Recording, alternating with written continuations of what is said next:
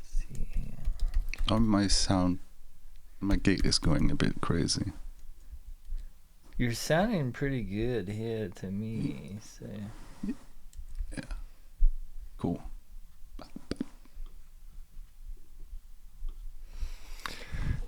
Screen's a bit off. I'm small, but I made me small. I made me small. All right. Screen is a bit. What?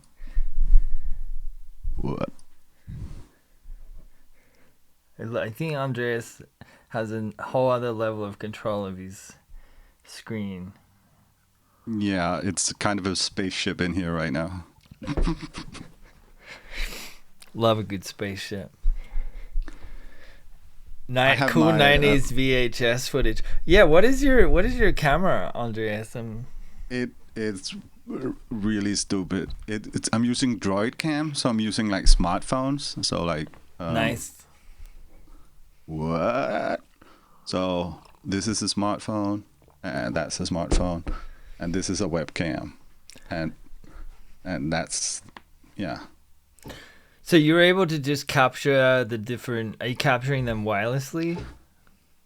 Yes, smartphones? it's you can do different. You can stream it to a local website, and then you can capture the website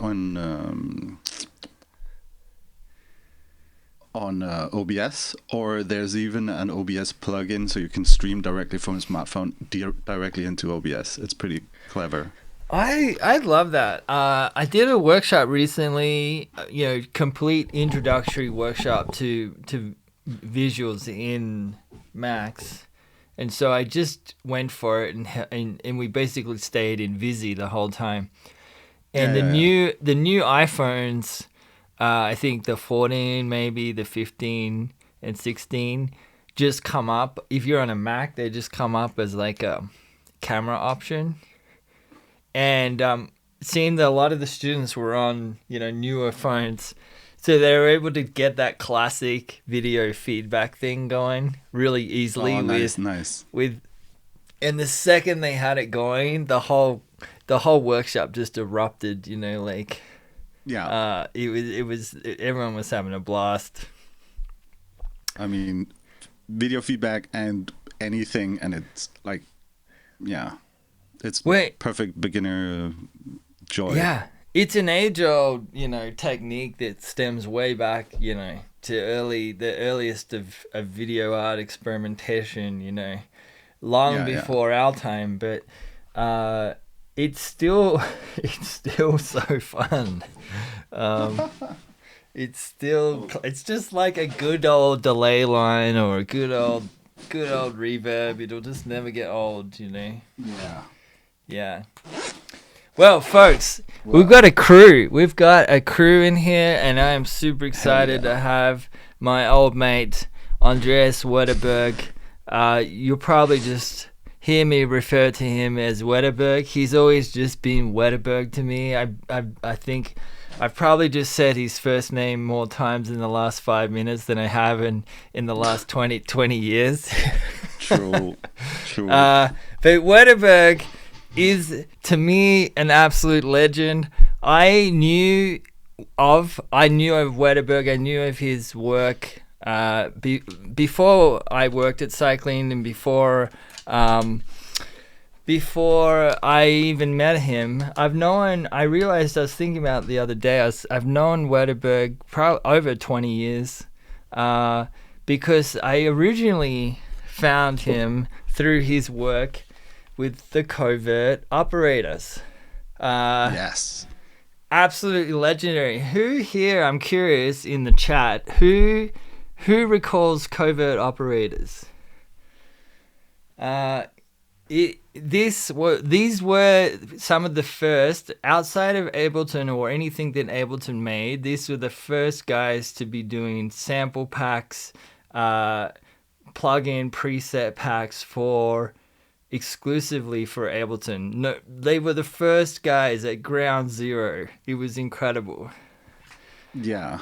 And I recall, so Operator came out a bit over 20 years ago, and there was some good factory content, but the second I got hold of the Covert Operator packs, oh my God, I was like, this is the shit right here. Like, and I guess you guys were, coming at it from a real kind of, there was some industrial, there was some techno, you definitely were bringing that, experimental quality to it. And for me, that just blew the doors open on Operator. Just incredible.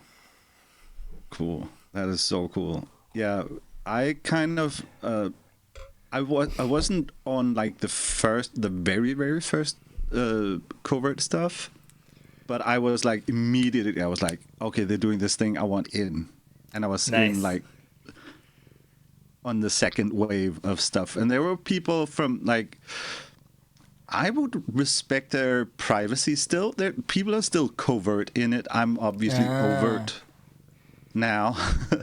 But yeah, there were people from like the Belgian techno scene and from the US techno scene in it. So it was like it was very natural sort of, this is the obvious sound that you get from it. Also, it was very anti preset, like it was like presets at the time weren't like raw or like there was like, this is the brass sound, like not that Ableton was doing it like that, but like it was very sort of anti clean.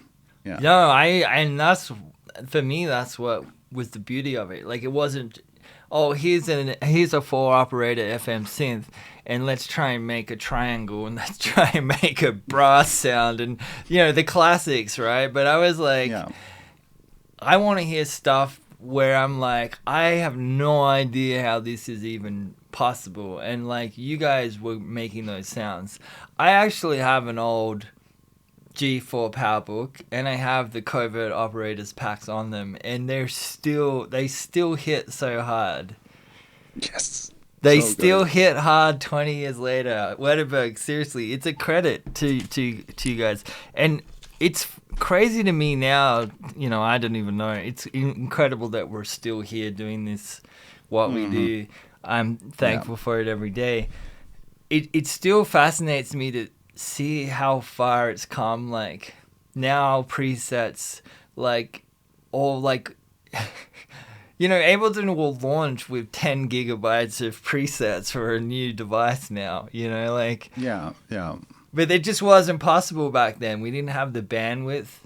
No one could download, that kind of stuff. So, yeah, and obviously, like, one thing that was really handy for like distributing online was like the ATG presets or whatever were tiny.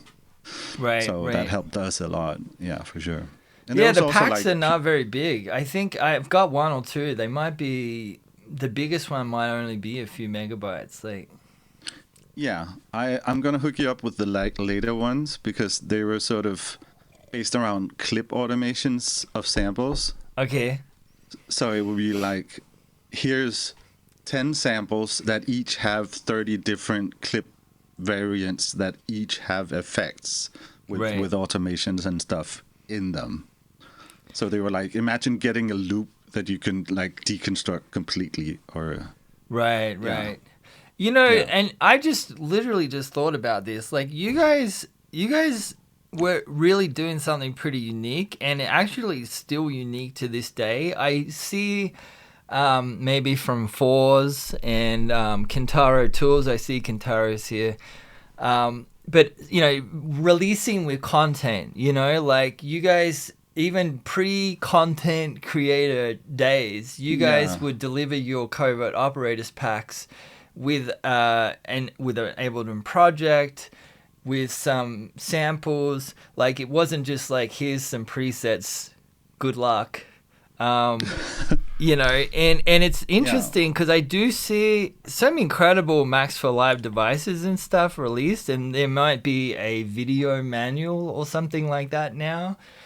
But often it doesn't even have a project. You know, there's not like, oh, here it That's is true. It's true. in the context of a live techno set in live or something like that. Like, yeah, Yeah, it's true. It's interesting. I actually I've fallen off because I definitely like I have stuff that is like a lot of stuff that like could be bundled and like video demos and released and stuff. I just don't have the energy. It's so much work. It's so much work. It really Actually, is. It is. I use this sort of play date as an excuse to set up this spaceship here, so I gotta record some more videos and stuff to get the content going, because I'm really like I'm barely visible on social media. I hardly record shows, and if I do, I manage to break the audio somehow, and like it's very like I'm very sort of on the internet. I exist as this yapping guy who posts too much. But apart from that, it's like I don't. Yeah. It's funny because you have a family. You're a busy man behind the scenes. that is, yeah. I mean, like, my family is grown now, so yeah. I mean, I have a wife and Zelda. And then I think a lot of content creators I'm aware of. They're yeah, that's true. there's a behind the scenes thing that consumes time that maybe doesn't allow everyone to be full time online persona. Yeah. It's funny because like being this full-time online person was like last year I got into a pretty severe bike crash. Oh. And actually managed to wearing helmet. Thank you, Rasmus. I'm never not wearing it. You know. Yeah. But I flew over my handlebars and managed to like land like this on the pavement. I broke both my arms. Oh, I didn't know this. Yeah, I mean. Nah, so I told my kids like I've completed YouTube. I've seen all of it. I'm out of YouTube. I've seen every single video, and now I'm sort of still recovering. But I definitely had time to sort of slow down and like consider content again. So yeah, I kind of think breaking limbs, and unfortunately I've broken a couple of limbs myself. Certainly makes you. I mean, you don't have a choice but to slow down a little bit, and I think that time spent on the sofa leads to some reconsiderations of priorities and the likes. Yeah, and like even for my live setup, which is very sort of hands-on-y improv stuff, like I've had to reconsider some stuff because there's some stuff I mechanically can't do. I still have like, what's it called? I wrote it down here. Radial nerve palsy, which means I can't really lift up my dominant hand. Wow. Like my wrist, it's getting better. I'm struggling a bit, but yeah, like my motor skills are weak. Right. So I'm just getting back into sort of touch typing and stuff, which yeah, it was rough. It was it felt like a very passive 9 months. So man, I'm sorry to hear this. I mean, it's so it goes. Yeah, it's brutal. I mean, this is the perils of having been around 20 years, is we're not as young as we used to be. True. I feel like when I was young, you just falling off a bike was part of the fun. Yeah. I mean, there's a lot of, you're in San Francisco, right? There's a lot No, of I'm down near LA, but okay.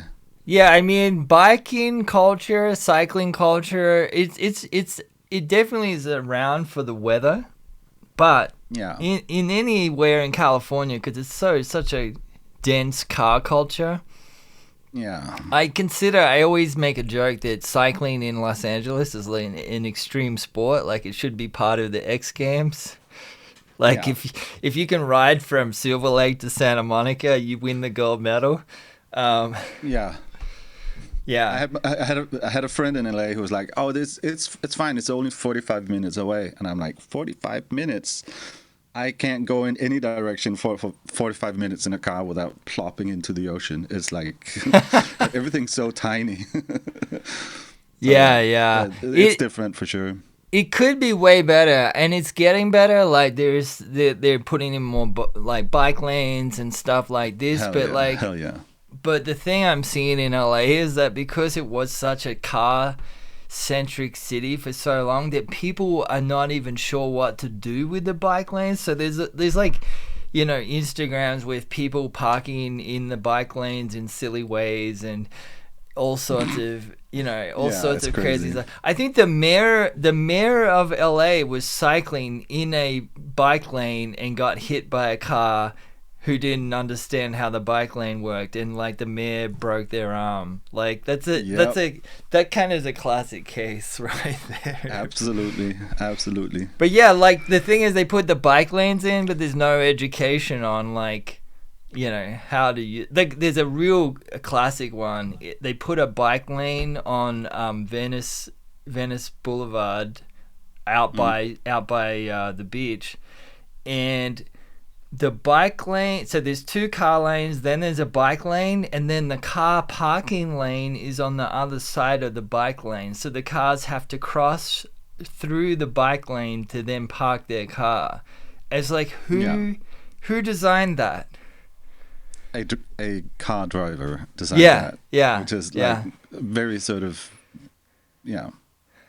It- Here is everything is like super organized with like raised bike lanes, so Right. you won't accidentally go. And it's the whole thing, but like it can still be perilous in Copenhagen for sure. Like Right. there's still some struggles, but yeah, Right. it's like not observing proper conduct while biking and getting shouted at by other bikers. Like Right. it's very sort of, that's the hierarchy. Right. So obviously I'm even struggling with that. So it's rough. Yeah. Yeah. Well, anyways, I hope yeah. the PT and the exercises continue to serve Absolutely. you well, and Absolutely. yeah, we need you back in full finger drumming Yes.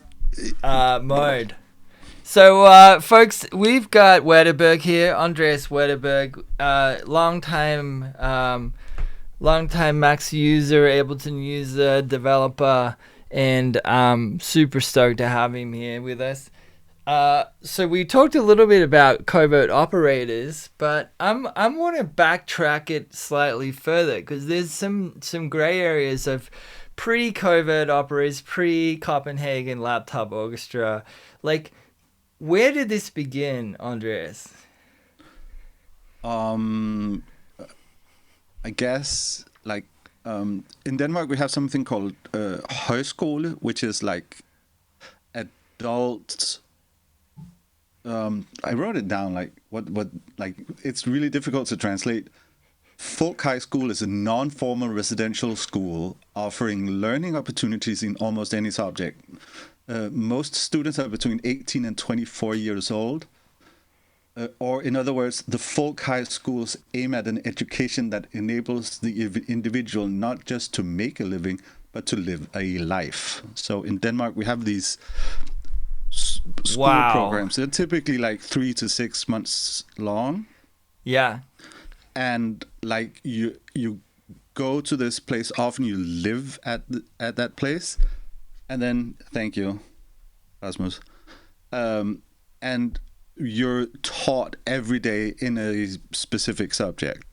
And for me, that Wow. was a like music production school. Yeah. It's 26 years ago, so 99. Okay. And so you had a curiosity about music and electronic Yeah. production, and you went Yeah. off to the folk high school.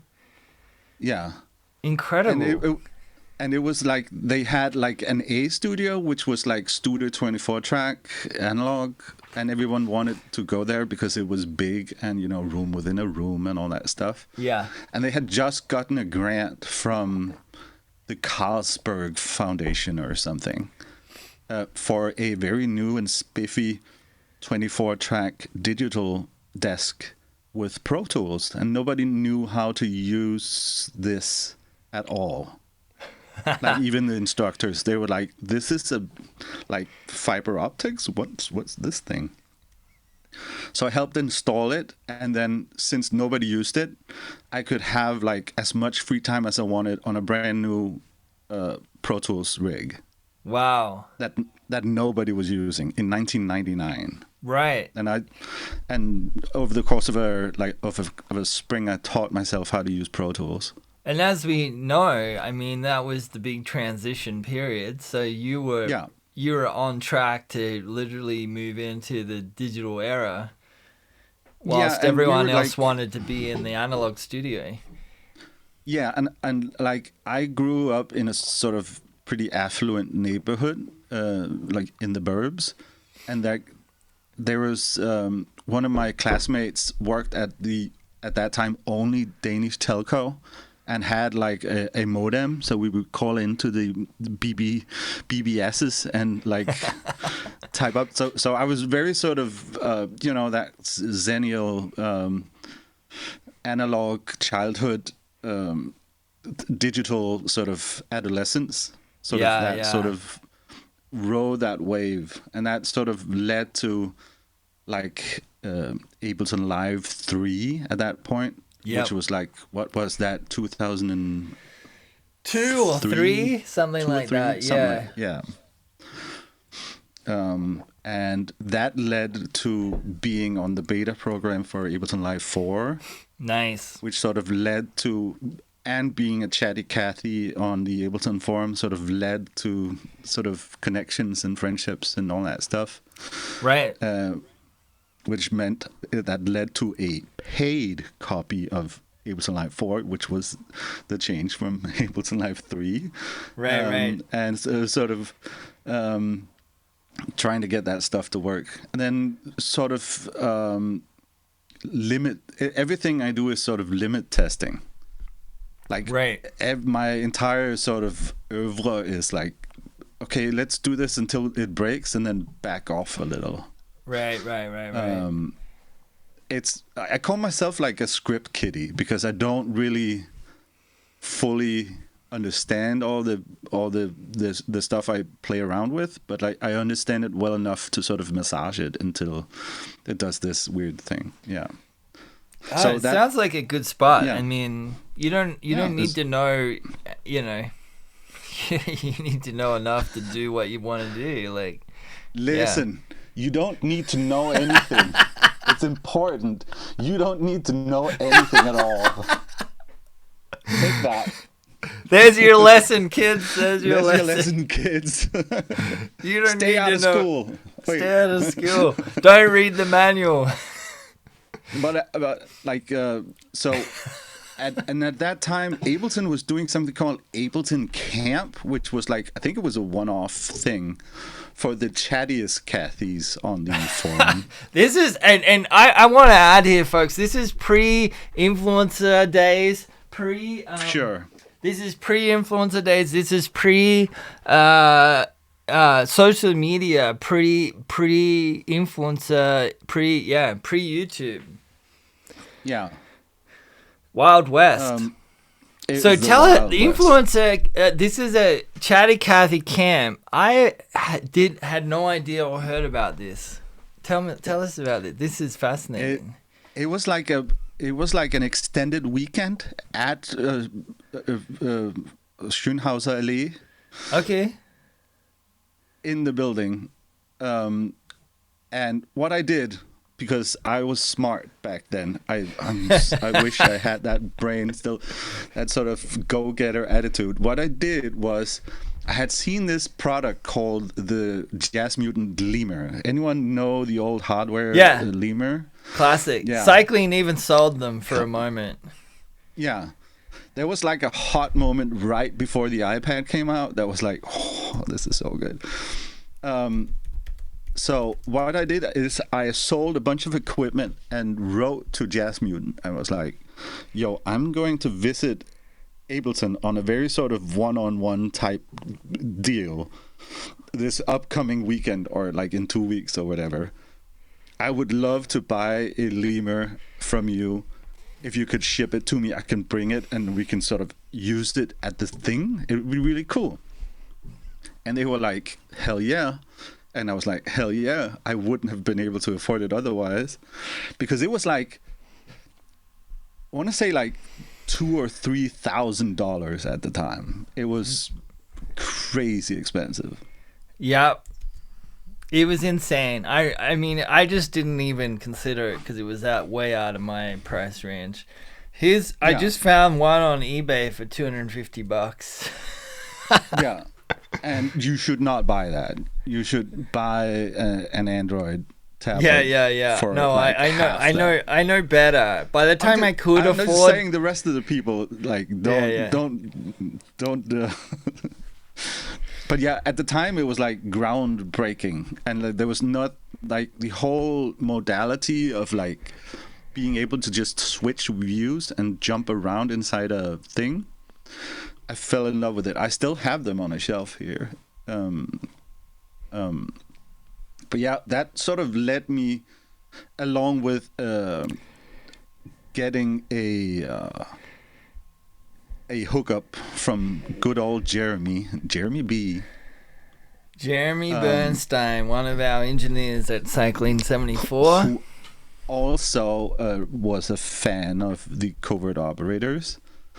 Or at least like the presets. I don't know if he was. I won't put words into his mouth, but yeah. I wouldn't be surprised. I think Jeremy would have been into it.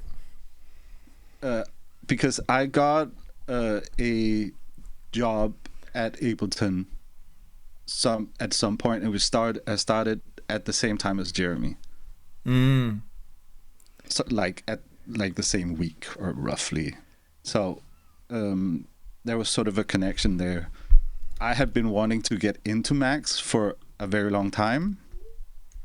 Yeah. And sort of because the lemur ran a sort of MIDI, like but it could also run OSC, which kind of needed something like Max to run. And the whole sort of synergy of the whole thing just swept me up in it. It was a really crazy time. So I got into sort of developing Max patches for people and for the sort of Jazz Mutant people and demoing for them. Right. And so I take it that's when you started getting on the Max beta list and the forums. I mean, if any of you have been back through the forums, you're going to see Wetterberg popping up pretty consistently. Yeah, my little icon with the tip-top stack cable on it. It's so many times my old ass was like, oh, I need to find this solution. Oh, let's search the forums. Oh, God, I already found a solution to that like 10 years ago. Yeah, that certainly makes you feel old when you're like, oh, how did I do this again? And you're like, oh, damn, I've already been here before. Yeah, that's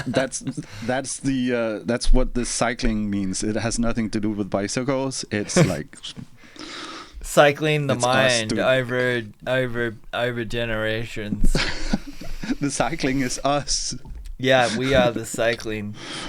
Yeah. Wow. So what were you doing at Ableton when they employed you? I'm curious. I was doing tech support and and it was a lot of fun. Like it was back when like bands were still trying to figure out how to play live, and like hearing stories from like big groups who were like, "Oh, dude, we love this Ableton thing. Holy." Right. Like, and obviously Live 4 had come out, which was the first time that you got MIDI, and that's sort of and plugins. And plugins, for sure. That was huge. And operator. Right. 4 blew the doors open. You had MIDI, you got MIDI, you could finally run VST and AUs. And Yes. yeah, Operator was the first add-on. It was an add-on. I don't think I don't think Live 4 shipped with Operator. I think Operator came. No, it was an add-on. Yeah, add-on. it came as an Yeah. add-on, right? I Sampler purchased did it. too. Yeah, I remember Yeah, I think I purchasing did it. too. And I was mean- like, yeah, mind I blown. mean, worth for sure. It was so worth it. Yeah. And obviously it's still my sort of it's still my go-to. It's still Oh yeah. it's still there. Yeah, It's I mean, still it's there. just classic FM architecture. I mean, Yeah. I'm sure you've seen the Max patch that Robert wrote. Like, there's a complete Operator Max patch. Yeah. That was served as the prototype, and it was based directly off the Yamaha TX81Z, which is still to this day an absolute incredible synthesizer. Yeah. Sitting right over there. We're not going to talk about lately bass today. You already did that with Phil. Dude, you know me too well. I was literally about to go into my. I didn't stop. I'm stopping. You know me too well. I was literally about to go into my 20-minute lately bass. I need to send you some pics of this thing because I have like a flight case, like a rack of like 80s, 90s FM mainly stuff. Yeah. I'm gonna give Chad a sleeper pick right now because like everyone knows about the lately. No, the sleeper. We don't need to go there. The sleeper economy pick is the Yamaha FB01. Right? Isn't that like a half single? rack. Right. It's like a part of the DX7 or something, right? No, Like- I think it is the discount version. It is not DX7E. It is before the TX81Z, and it is crusty as hell. Yeah, I mean, I'm Yes. just looking this up now, and they're really cheap. Wow. Yes. So if you type in the name Yamaha FB01 and then mod, there's a mod to remove the noise filtering from the DAC. Let me repeat that. You can unsanitize the DAC on that thing to get every bit. It is so good. It is my favorite synth, and I would not have recommended it if I didn't have 4 of them sitting right here. Okay. I've been sleeping on this, so Everybody has. Yeah, Everybody yeah. has. Well, clearly they're still super cheap. Yeah. They're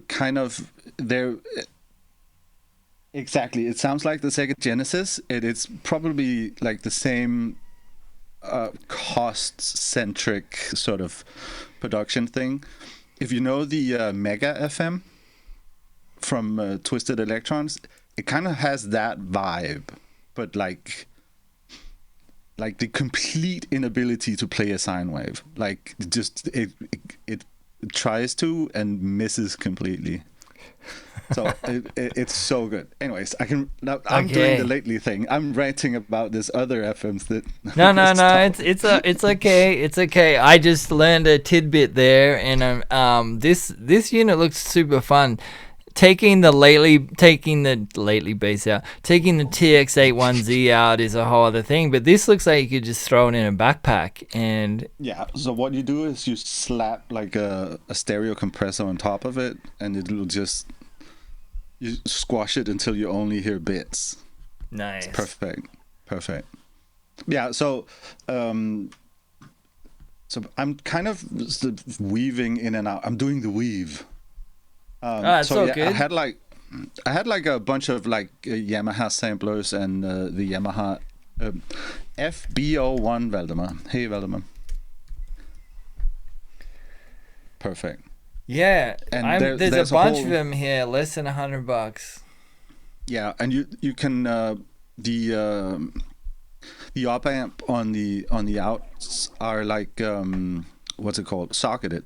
You can switch it out for like higher end stuff. So you improve the signal to noise ratio, except the bits are like very poorly filtered. Everything was like they were just like everything that the DX1 did DX7 did perfectly. They removed that because of the cost. It's so good. Anyways, I'm done. Okay. So obviously, the lemur turned into iPads on iPads. Right.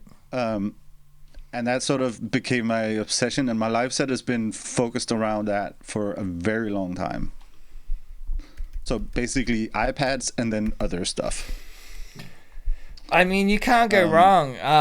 What are you using as interface on the iPad? This is Lemur. Yeah.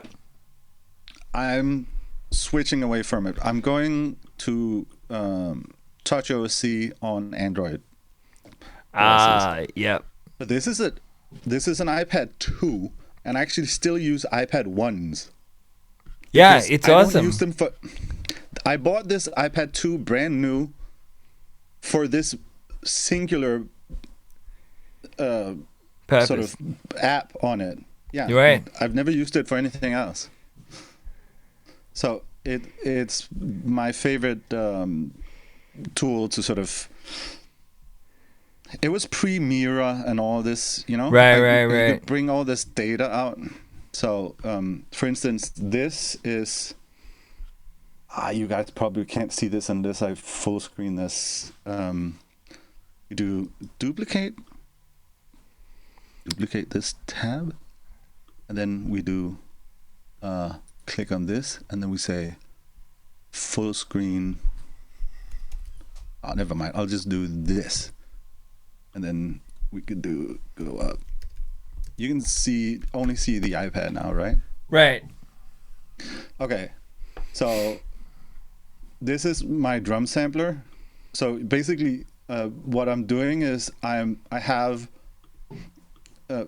always been like the drummer in the band, or in my own. So I was like drumming first. So this is like digging into my drum library, like gigs, and then this first slider is selecting a category like kick drums, and then there's a couple of different kick drum categories. Then this slider is selecting subfolders, and then this selects a sample. And you can barely like you can see the readout. It shows me which sample I'm loading from my hard drive. Nice. And then when I let it go, it loads the sample. Oh, I love that. So I can load 6 different drums like this. Wow. That's a really nice idea for loading. Yeah. So, and if I ever get bored of what I'm doing, I could just do this and break things. Like, so yeah, just draw. Right. So yeah. So I mean the new Touch OSC is Touch OSC version 2 is pretty nice, I must say. It is insanely good. So, nice one. Very cool. Did you ever use Mirror? I'm just curious. I'm sure you played around. I've used it very briefly, but like I was too deep. Like I had too much invested in code for a lemur. Like I have custom let me show you real quick. Let's see. So hey, this is a Max patch with doing Max stuff. Yeah. So I'm gonna. You can't minimize your window, can you? Or Me? like make it a tiny bit smaller. You can go full screen. Let's see here. There's this speaker mode, right? Like whoever's speaking. Yeah. Give me a second. Maximized. Here. It's very hard for me to see what's happening here. If I just go. No. Oh, that's not it. Yes. Something happened. Yeah. Give me... Is it me? It's probably me. Sorry, the messages. Come back. Where did you go? I think it's actually my... I think it's my patch you can see. Right? No, I think sure everyone is just seeing my desktop here. Okay. It's just the same gray. Oh, I'm sorry, man. Man, I lost the window. Where did it go? I can't even see it. What? I just double clicked in. Okay. I'll do some sound entertainment while... Okay, Andreas is gonna play, let's see. Sounds. Oh, I see what happened here. Except, this is some zoom function that I can't...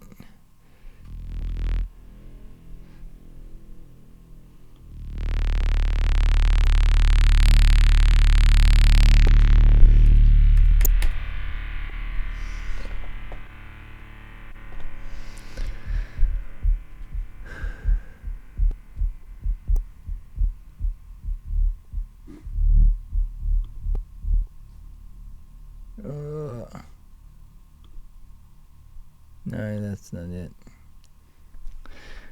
I'm on a tiny 4K screen capturing this, so I can't... Oh. How do I get out of this? I can't read the text. Oh, no. I don't want to stop the call. All right.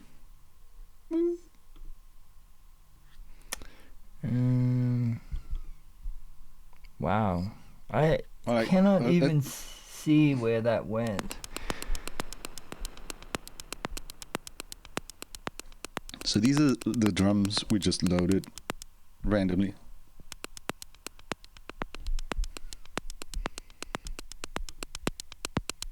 Oh.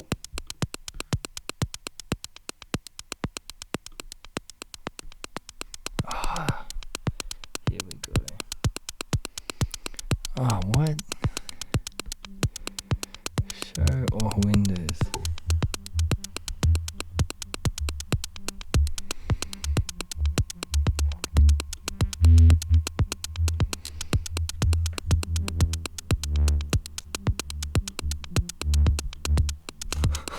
Oh my god, this is funny. Sorry folks, I'll get this sorted here. Bear with me. Hey, I see you. I see you now. Yeah, but I can't get this window to come back. When I click on it, it disappears again.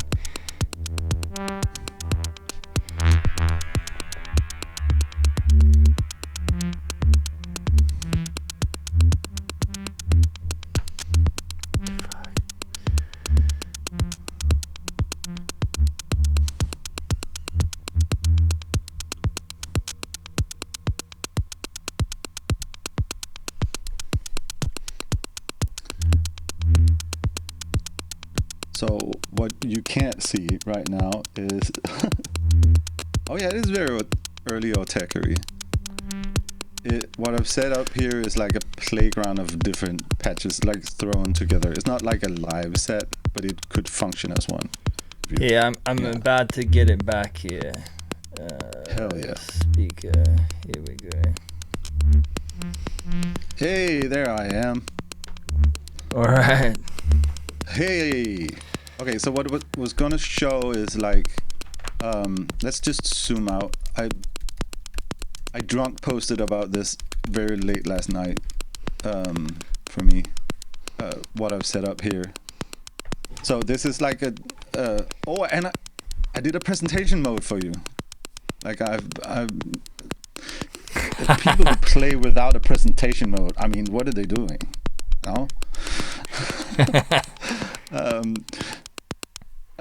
So what's going on here is I have a few different synths and the drum sampler, and it's all kind of pinned together by kind of very, very few patches. So, and kind of, if you don't mind, I'll touch upon some of those. Yeah, let's This go is kind for of it. the core of like, let's get into it, right? Yeah. So it was really funny watching the Philip Meyer. Philip, if you're out there, you rule. And he talked about like, okay, but you can't do this stuff with event timing. Like, you kind of need a ramp for this. And for that, I say, poo. You absolutely can't. Like, that's what I've been doing all these years. It's kind of exactly that. It was kind of how I gravitated to the stuff he was doing with ramps. Right. So yeah, I used to be a fan of Philip Meyer, but that was just a phase. If I don't think Philip's here right now, but if he was, I know he'd be laughing. It's so dumb. I'm sorry. The dad jokes. I'm allowed. All right. No, you are qualified. So I guess let's make this even bigger. Going 300% people. 300%. Yeah. So this is a KOLSC, Klosk, I call it. So it's basically like Copenhagen Laptop Orchestra sound. What's it called? Yeah, open sound control. That's the Yep. one. So this is basically like a small device that is kind of deprecated now, I guess, with the OSC inside Max 9. But it basically yes and no. But Yes it and handles no. like very specific lemur-y things, such as like transmitting names onto sort of text objects and feeding back signals from, like, for instance, this is a multi-slider that handles the swing in this setup, and I have on, let's be really cool about this. So if I do like blap and then blap, yes. So so this is the swing multi-slider, and if I touch it here, it'll update here. If I move, if it moves, oh, what is it? So if I do this, it ought to be updating. Yeah, it does. So they sort of feed back into each other without sort of breaking things. So this is basically like, make a named thing in Lemur and make a corresponding object that has the same name, and then you can just do feedback through it. So that's the whole system is based around this. I love So it. obviously this is very sort of old hat. Like, it used to be very sort of this is basically what Mira does, but in a less elegant way. But it does all sorts of weird stuff, like sending colors and different controls to different objects, so you can like send a list into one of the color object was like there's a colors input, so you can dynamically change the color of individual sliders on a multi-slider, for instance, like doing the what's it called, candy caning on the Lemur. So this has kind of been like how I built my setup for a very long time, and it's kind of it's just a lot of fun to work like this, because you can do it like, basically you can make a setup like this at a show and it'll work. But obviously there's like hours and hours and hours of prep before that. And like Rasmus and who's in here, Bo was here, and yeah, Anders Burup, they know I like to break things just before a show, like just like right at the cusp of a show. I make this weird thing that does some weird stuff. Love it. So this is one of them, and then there's this set of objects here. Can you see these? Yeah. So these are my timing objects, which kind of in a pre-Ableton Link world was how we would run timing. Right. It works over the Ethernet. It works in lots of different scenarios, and like it's really stable. I think this live set that I'm using right here probably has like, I don't know, 30 or 40 of these clients in Wow. it. And it's just it's the whole thing of not using bangs. I remember seeing one of those sort of legendary what's it called, the Autechre patch pictures, like the early ones. Yep. And there'd be a huge debate about if this is an Autechre patch, and then one showed up that was just like bangs into chains of delays or like pipes. Yep. And I was like, this is super cool, and it obviously sounded good. Whoever did that sort of pastiche did it really well. But I was like, that can't be how timing is run on something like this. It cannot. It simply just can't be a waterfall of echoes. Like, it's a multi-tap delay for bangs. Right. It doesn't make sense. Yeah. And then I sort of came up with essentially using ramps for the timing. And there was a lot of this like debate about the MSP people being like, all timing has to be audio rate or whatever. Right. And I sort of defaulted to doing neither of the two methods that people were doing at the time. And it turns out you've shared parts of this in the Discord, right? I think. Yeah. And this is one of the things that we actually made like a full Right. Like we actually made a full like help file for this system because it does all these things. I think we mainly did them for ourselves because we never really shared this broadly. Right. So, but yeah, basically you get the current ticks of the song. What's it called? The raw ticks. Yep. Yeah, and then everything is divided down from there. So if we look, let's have a closer look at this, because this is, so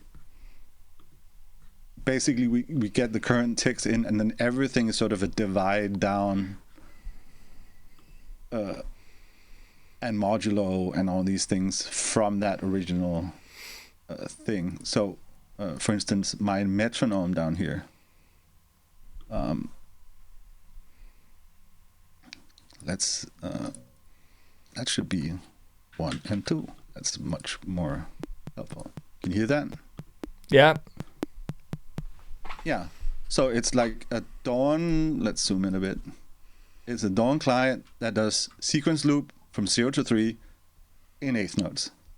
Right. And it's like, okay, that's a counter, right? That's a counter.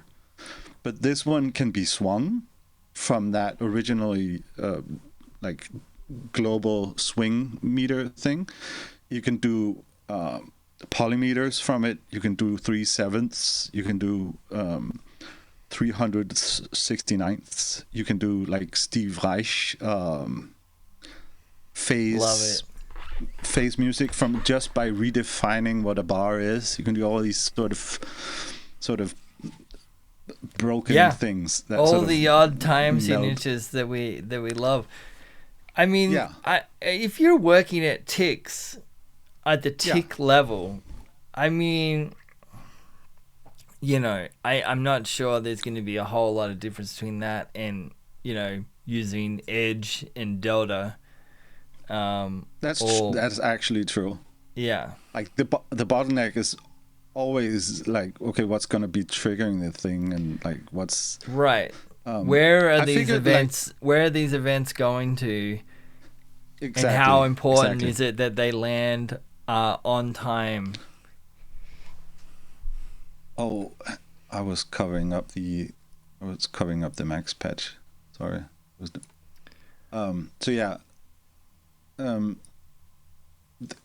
I figured like if it's good enough for programming MIDI notes inside Ableton Live, It's probably Yeah. good enough for my rig, you know? Right, It's like, right. that's how I thought about it. So the precision you need for doing like nested tuplets and stuff is different because it's sort of a multiplier. Like you get errors out of errors, but then it's kind of the only thing I can't really do in this, which is a shame because I'm a huge Frank Zappa fan.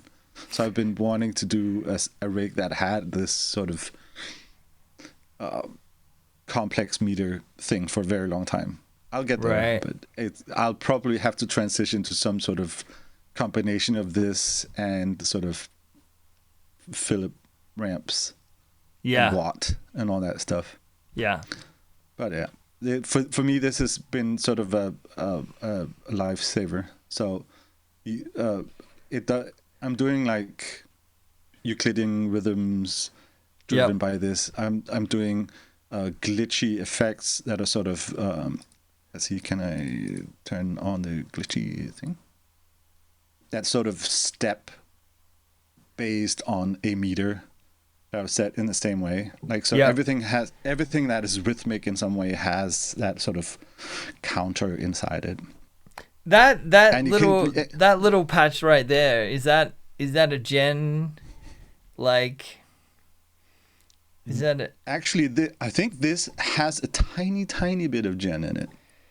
I'm very curious. I have something similar in a patch of mine. Yeah, so this is a very old piece of code. I think we'll get into the core of it, but all this stuff, these are all these KOLSC objects. You see them? Wow. So basically, these all take OSC from whatever on the network wants to send this message. Right. So let's zoom a bit, and then. So inside the glitch thing, this is the other thing I really want to sell today is variable delay buffers. So Emmanuel EG had the EGs pack, remember? Yeah. And in that, there was something called ed.vdb. And I was like poking around because I'm a script kiddie, remember? Yeah. I was poking around and like, okay, what does this thing do? And how can I steal this? And it was basically 2 tap in, tap out sets that would crossfade between each other. Which means that you could change the thing. And for the younger ones out there, that's what the fade option is in Ableton Live. That's basically it's crossfading into a different buffer that has a different time on it. Right. And that's the other thing that I keep abusing now. So it's all these tiny sets of things that I use in everything. Oh, it's such a good idea, you know, and it's not even. Yeah. It's funny how you just like have 2 different tap in delays and just mash between them, like. Yeah. Classic. So inside the thing is a stutter delay, and there's going to be a Peter McCullough shout out in here. Let's see. Oh, it's flashbangy. Yeah, so Peter did the code in 2012, and I did it in 2014. I'm still using it. I seem to recall this, and I think I've even used that patch myself. If I recall that delay, it's kind of it's pretty cool. It's got a window, right, and some other stuff. It was a Max for Live device. I think it's probably still there somewhere. And at the core, it had this windowing function. Yeah. So very cool. This thing, and I've changed it a bunch of times. Look at this majestic code. Look at this. Nobody will get this. Like, you won't see people doing this sort of. Oh, we've lost your. We're not seeing Max at the moment. Oh hell! Sorry. I'm sorry. There we are. Look at this code. Sample rate divided by sample rate. Yes, Seagull. These are my personal. Those are just my initials. AW. So yeah, it's just a windowing function, and it's a really weird one. But there's like noise injected into it, so you can sort of smear the edges. Nice. So you can just like do blurring, like pseudo granular things. And I've used some version of this for tons of different things, including loopers. So the core of it is like goes from K plus strong all the way to 4, 8, 16, and so on bars. Yeah. And you can jump between them. Again, this is an iPad modality. So let's switch to cams. So on the iPad, like you can jump between different delay times. Right. Instantly, and then do smooth moves, and then jump to a specific delay time. I'm going to show. Let's play something. You can. Yeah. Let's hear this.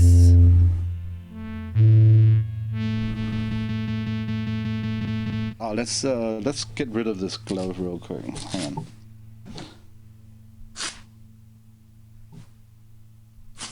on. So this is what I affectionately call the delay fucker. It also says that here, I think. Yeah.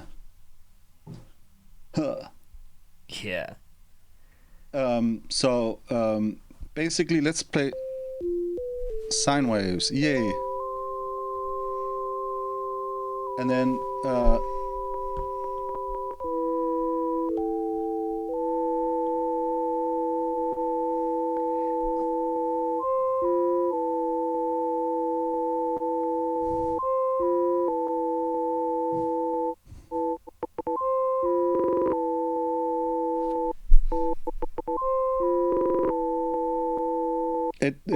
so basically because I'm swapping back and forth between two buffers, I can play a long delay, move to a short delay, and then move back to a long delay. Oh, and then nice. It'll capture the performance of what I just did.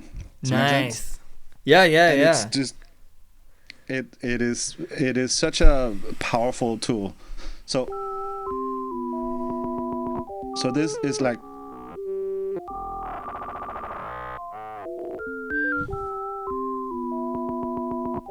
and then hold.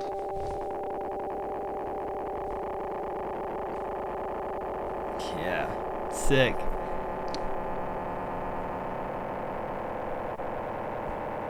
And it has this stutter function on it, so I can basically turn up the send into it and reduce the filtering a bit.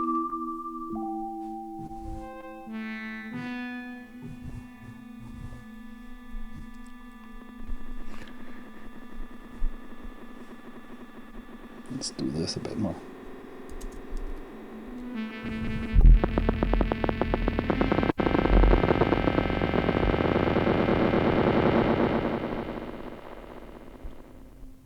So I kind of live in this space. That's beautiful. Am I being gated? Oh, my microphone is gated, but the sound is sad. Maybe I should just play louder.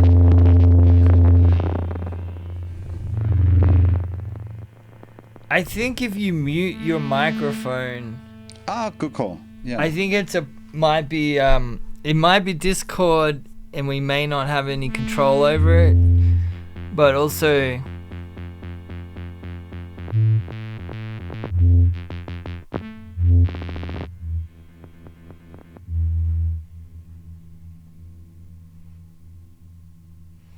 it's definitely All on right. Discord side, but Okay. Sad. Maybe if I just play a lot louder into it, because Are you I able have to level- mute? Are you able to mute your microphone and just play Yeah. a minute Yeah. or two of it?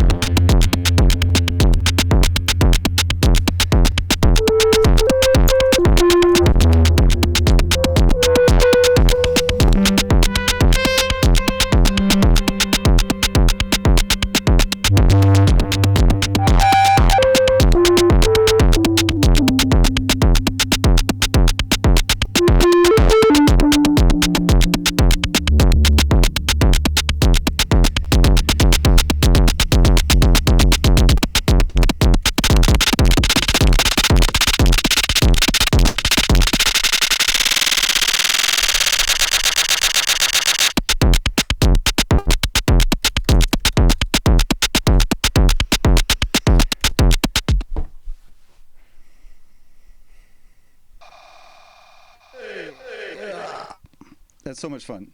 So it does all these things. So even like the little loopers I have here. Like a Wow. combination it's like the combination of like the different aspects of like sending messages to Lemur and like doing simple, quote unquote, simple delay manipulation stuff. Sounded There's like a awesome. whole setup is set up around it. Yeah. Sounded awesome. How, So I'm just curious, how many years of development? I mean, this is kind of probably even hard to calculate, right? But this is many years of development, right? Like, we're yeah, and talking it's like all. 10, 15? I mean, yeah. The laptop orchestra started like how long ago was it, Rasmus? Like 15, something like that, right?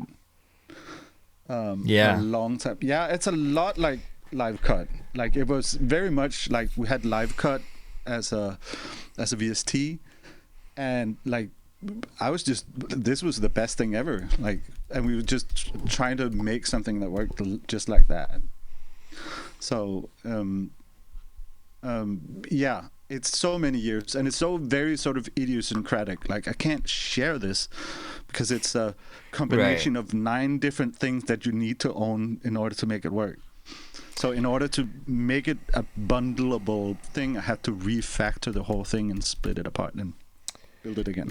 So Yeah, yeah. That, I mean, I think that's typical of a lot of live rigs. I mean, it's very yeah, hard to keep. It's very hard, I think, to develop something over a long period of time and not bring in some kind of third-party element, and then ultimately, you know, it's funny. I mean, a lot. I see the classic kind of trope is someone shares a bit of max patching, and everyone's like, share the patch, and then often it's underwhelming sometimes for other people because it doesn't suit them. You know, it's not like you build the system. This is the beauty of Max. You build the system to suit yeah, you and your needs first. yeah, You're not trying. It's not like creating a tool or a Max for Live device where you're thinking about the greater community's usage. It's like, no, this is your performance system. Like, your DNA is in this. Like, yeah. It's fully like it feels very sort of cybernetic. Like it's like something you strap on as like an exoskeleton. Like right. this is very much sort of the armor that we wear on stage. Yep. Yep. One of the sort of so basically the laptop orchestra was started as a sort of we wanted to do something like Plork and Slork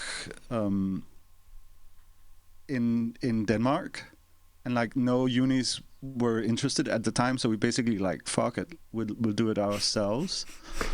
And I basically poached my old students and poached friend Rasmus from the Ableton Live user group. Yeah. Like we talked to like everyone and like got things together, and like we had this like I still remember the day we got this clocked networking to work.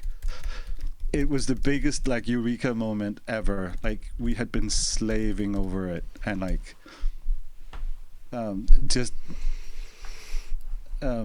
just the ability to sort of like we can micro nudge over network, so the clocking, like if it was out because of drift or whatever, we could say like, oh, can you go back like 10 ticks, Oh, wow. and then you could, if we were playing the same samples, we can hear them like fall into phase, like doing that That's whole so sync cool. thing. And like this was a time where people were still doing the 1 2 3 4 play. Right, Remember right, that? right. The 1 2 3 4 play. Anyone still doing the 1 2 3 4 play? I mean, it kind of works still. Absolutely, and like I I think I did it with like 20 or 25 students at one point, all hooked into a mixer, all hit 1 2 3 4 play, just as like a proof of concept. It was really cool. Yeah, you know, it's what's really funny to me is like you realize how inaccurate human beings are, and even how much, like, I think we think of computers as being like incredibly efficient at maintaining. Like, you never need to adjust the clock on your computer, right? Exactly. It keeps perfect timing. But the second you try to make two things sync manually as a human being, there's still these inaccuracies. Yeah, and the big issue is that we sort of have made the mistake of wanting to perfectly do like the most metric music that's ever been. Like, it's so gridded and so robotic, and like that's part of the thing, right? So Right. Yeah. And there's something beautiful about getting to a super synchronized point, like locked it's not, so locked it's techno, and then being able to also have control and break it apart, like break it down, bring in crazy swing. I feel like once you're able to get your timing super accurate, well, you can just go wherever you want then, Exactly. So like, let's try the swing out real quick. So I'm doing the dumbest kind of swing, which is just 16 different, basically like a what's it called? A groove in Ableton Live, right? Like, yeah. So this is like really exaggerated push pull. Yep. Oh yeah, I can hear it.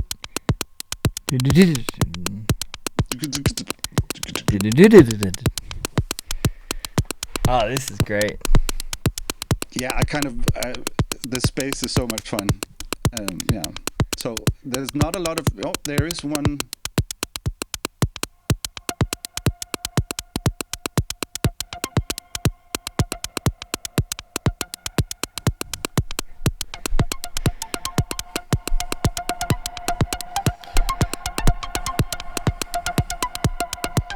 Obviously, we can do like.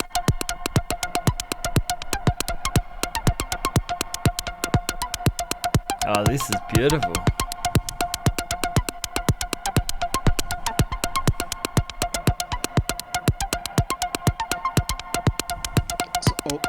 Super exaggerated. You know what I wanted? I wanted that that FX Twin thing where you go from straight to like hyperswung and then back.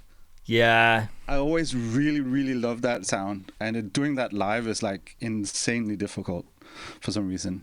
I remember Ableton Live used to have like a slider at the top that just set the global swing of everything. You could just like tweak that and go back. I think a lot of people want that to come back, actually. You said there was a global swing? Yeah, at the top, like by the play controls. When was that there? I don't recall that. It's a long time ago, friend. It's a really long time ago. Yes, the stopper beats. Someone knows the deep cuts, like the Eurorack module, or like that thing. That does that thing where you could like completely push, pull everything. And massage it. It's such a fun area, and it makes me think about just as, unfortunately, definitely in Western culture, we're so conditioned from a young age towards, pop music is the most dominant thing that's on radio. Yeah. Walk into any shopping store and it's probably going to be a 4/4 beat at the basis of it all. And how, when we get older, how hard it is to break outside of that realm, just from a psychological point. I just found it very interesting when you started that swing just now. For some reason, my mind was having an issue with it.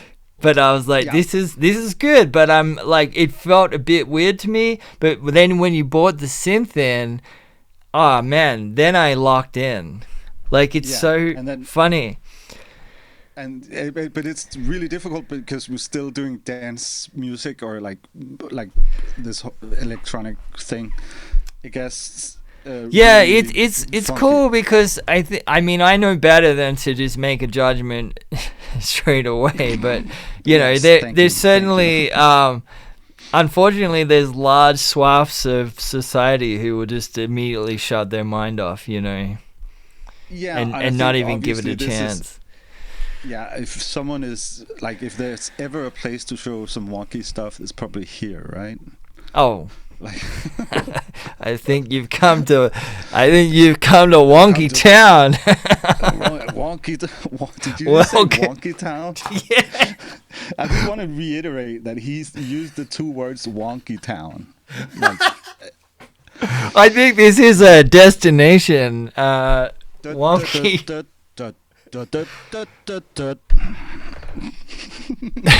do you want to go to Wonky Town? I do. So yeah, and this worked over the network. Like this swing, like you can make totally broken rhythms that would work over the network. Obviously, the swing went from 0 to 1, but you could put integers into the swing, which means that it would start swapping around the timings. It would, like, if you overswung the 2, it would push into the 3, and then that would change the clock out of the time. Oh, it's such a deep rabbit hole. Philip could never. Philip. Have any of you guys calling you out? This was reminding me a little bit of this Max for Live device that Telefon Tel Aviv was sharing or talking about. He's on another office hours here, but he called it the guilt system. But it was similar, like swinging time. And yeah, this is such, if there is such a place as Wonky Town, then Max MSP is probably the mayor of Wonky Town. It just lends itself so well to this kind of experimentation, and I love it. Like, it's just it's just such a deep hole, and obviously, like, there's a lot of like stumbling IDM stuff that is specifically made to fall over. Yeah. Max is the town for sure. Kaffers, in terms of auditioning, like normally I would use like a mix module, because what I wanted back in the day and always have wanted was live for Max, not Max for live. That's always. I recall you saying this in the past, actually. Yes, I've said this for and we're getting there with the ABL stuff. We're getting there. I was cheering. So basically, these are like little. I'm in the way here. So like these are like little channel strips, and like I have one with like an AB out, so you can basically send to 3 and 4, which I would typically be monitoring on. It's like a DJ desk, sort of what's it called, the program and queue type scenario. Another network thing. It's okay. We've gone a little long, right? Yeah. We might probably do another 7 or 8 minutes. Hell yeah! I see where you're going with this. So okay, we're gonna cancel the wonk real quick. So this is the Rasmus and his AI, man. I swear.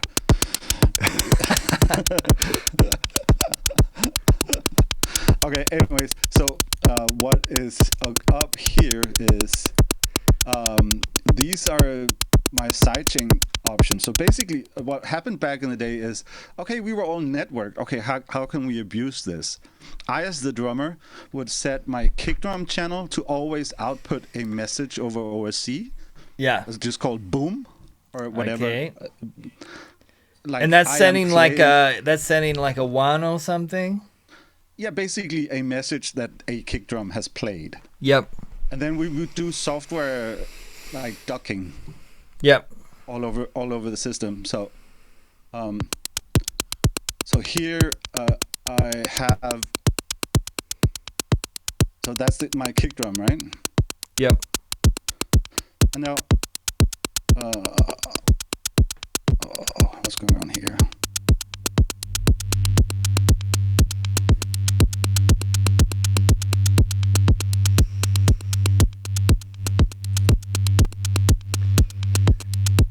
it just does it. You know, it just does the thing.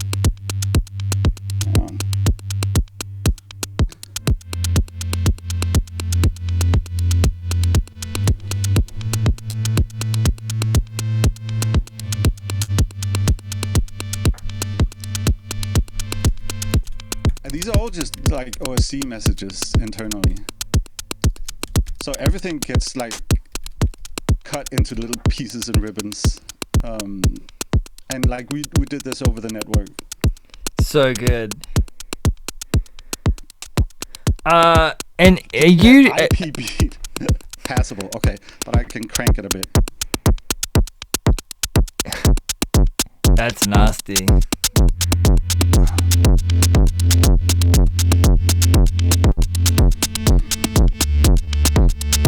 Yeah. Shout out to Sousa Step. Sousa Step, any Sousa Steppers? So, and then the Sensel morph is kind of the last part of my puzzle, which is turned down right now.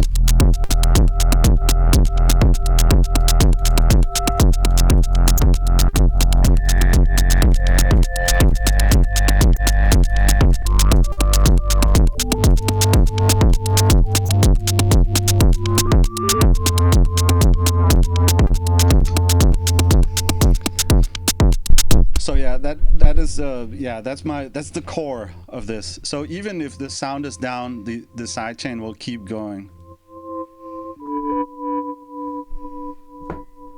Nice. Oh, the pumping, yes, good. I mean, not good that we're waking the kids, but yeah, let's put on a better sound here. Oh, I'm so lost in the Zoom here. It's crazy. You're the king of Windows. Yes, this really should be a tabbed interface, but it is a demo rig. Yeah. So let's so the basically the Sentinel morph is coming in here, and then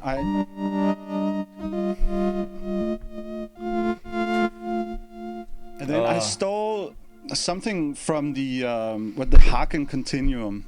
Yep. That I really, really loved, which basically is like a continuous interface, but it can quantize the first touch. So basically, I can turn like this is. So this is completely continuous. But I can still.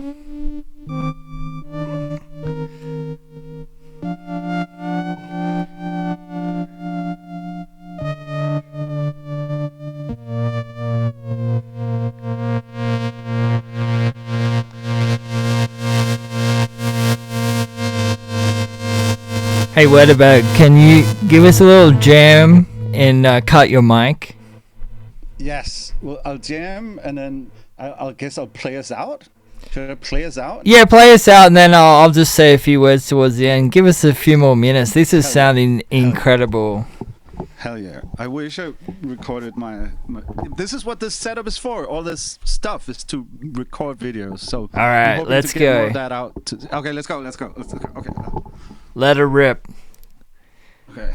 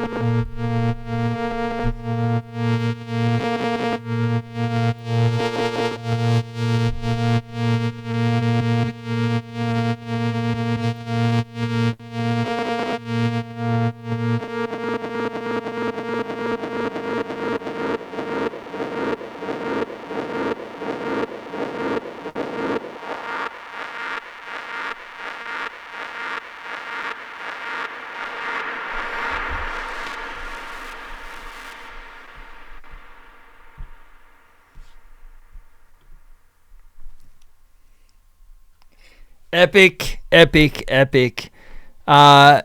think that ending was too much for Discord, and its audio completely caved. You know, I have I have yeah. Man, folks, I highly recommend just checking out, at least checking out this last little 5-minute section later today when I get the YouTube video up. I'm capturing all of this before any of this goes through any of these streaming filters. I do have everything absolutely turned off on Discord, but I still think they're doing some weird voice isolation BS, which doesn't. There's no live music or music mode like there is in Zoom for Discord, unfortunately. Sad. Yeah, but we will not be contained by Discord at Wonky Town. Hell no! No one can hold us back at Wonky Town. Wonky Town! Oh my god, I think we've started something today in this office hours. This is amazing. Incredible. Andreas, honestly, man, I could hang out all day with you. Likewise. Let's not leave it until too long for the next session. I want to get you back. There's still so much more that we can dig into. And I've really enjoyed this conversation. I hope everyone in the chat has enjoyed it too, and it wasn't too self-indulgent. Because it does just feel like I'm catching up with an old mate on the phone. Likewise. Yeah. So good. Definitely check out the YouTube video later today. And I think we've kind of come. We had Suits a Step yesterday. John inadvertently, I mean, we were always going to go there, but John gave us an awesome rig rundown of his whole system, and we've gone down. I think we're setting up office hours for a little bit of a theme for the next month. I'm going to try and bring people in with this kind of an air towards rig rundowns or playing live kind of stuff. So, rather than just general office hours, I think we might go this route for June and July. So stay tuned. We'll have announcements for the next folks very soon. And Wetterberg, thank you very much for spending your evening with us. Thank you so much for having me. There's so much respect from me and for the work you do. It's like a playground every day. Yeah, my pleasure, man. I as someone who's fortunate to work on Max most days of the week, I'm always excited to see where little things that we do at cycling, where they go and where people take them, and